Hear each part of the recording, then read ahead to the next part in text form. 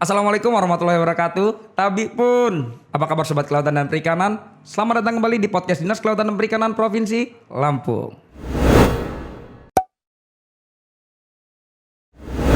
Bersama saya Muhammad Fauji. Kali ini sudah hadir di ruangan podcast Dinas Kelautan dan Perikanan, yaitu seorang fungsional pengelola ekosistem laut dan pesisir atau yang biasa disebut PELP, yaitu Bapak Tendi Kuhaja SPI MT. Apa kabar Pak Tendi? Alhamdulillah Baik. Pak Tendi, sebelum kita ngebahas banyak hal nih tentang tujuan Pak Tendi dan teman-teman ke Dinas Kelautan Provinsi Lampung, ada baiknya Pak Tendi perkenalkan dulu dong ke Sobat Kelautan dan Perikanan tentang jabatan Pak Tendi nih atau riwayat Pak Tendi nih di Kementerian Kelautan Republik Indonesia. Silakan Pak Tendi. Oke, terima kasih Mas Fauzi. Perkenalkan, nama saya Tendi Kuhaja.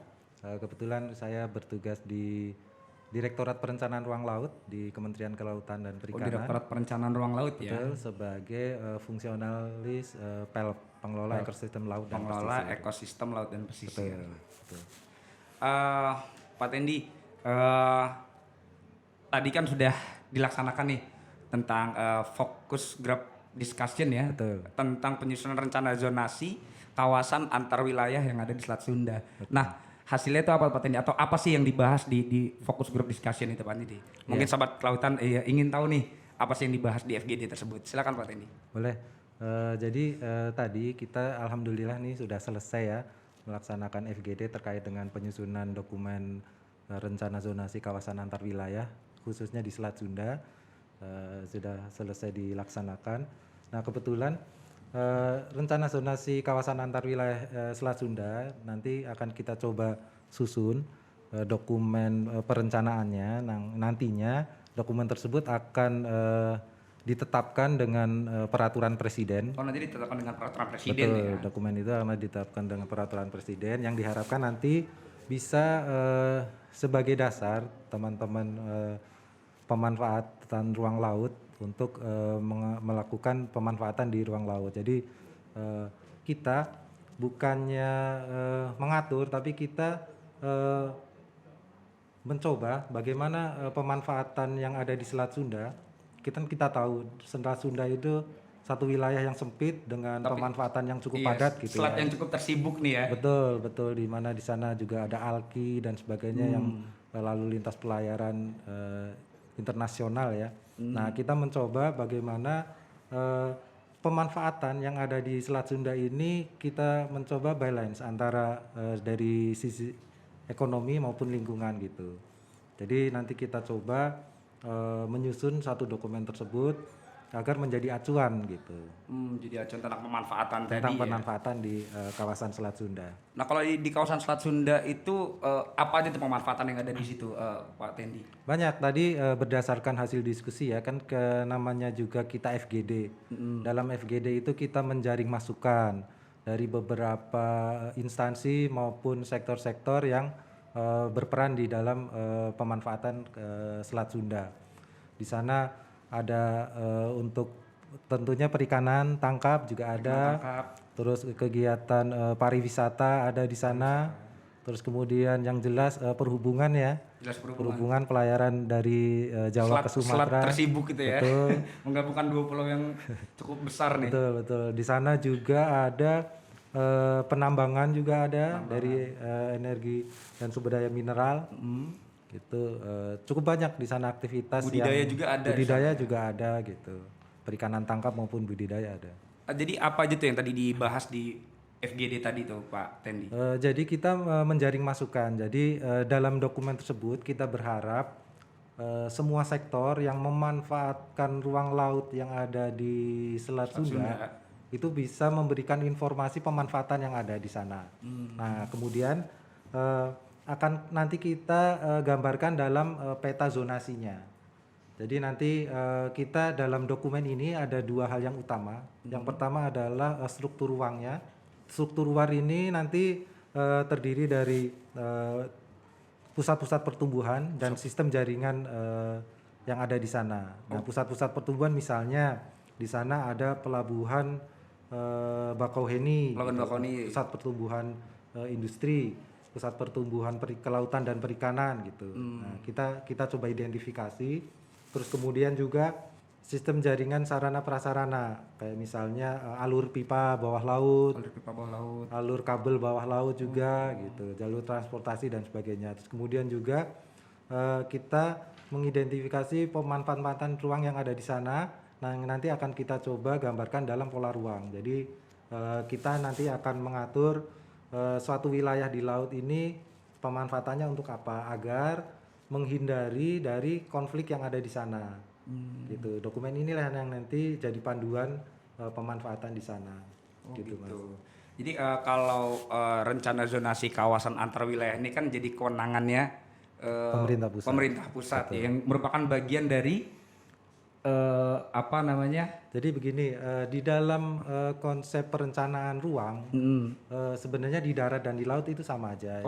Yang membedakan kalau di wilayah laut, kita punya induknya itu Rencana Tata Ruang Laut Nasional. Rencana Tata Ruang Nasional. Itu yang pengen saya tanyakan tuh. Betul. Nah, dari Rencana Tata Ruang Laut Nasional ini nanti diturunkan lagi menjadi rencana kawasan antar wilayah. Nah, kawasan antar wilayah inilah yang dibahas tadi ya. Ya, inilah yang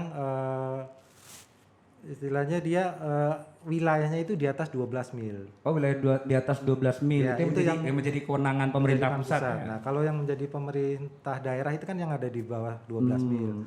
Nah, itu kita sebut rencana zonasi wilayah pesisir dan pulau-pulau kecil. RZWP 3K ya. Nah, itu yang disusun oleh pemerintah provinsi. Nah, itu hubungannya apa tuh? Ada hubungannya nggak dengan penyusunan rencana zonasi kawasan antar wilayah tadi?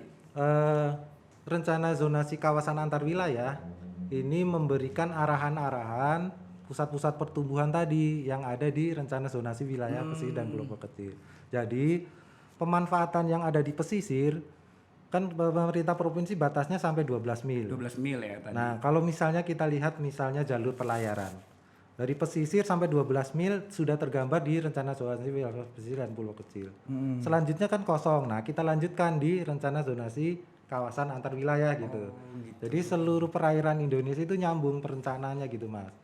Jadi biar tidak ada konflik perencanaan di pesisirnya apa, di ruang lautnya apa gitu. Jadi biar bisa sinkron lah ya, biar terintegrasi lah antara daratan, pesisir dan laut. Nah, itu tadi kata kunci integrasi tadi ya, integrasi tadi. Nah, Pak Tendi, langkah selanjutnya setelah FGD ini apa nih? Ya, jadi begini Mas Bosi.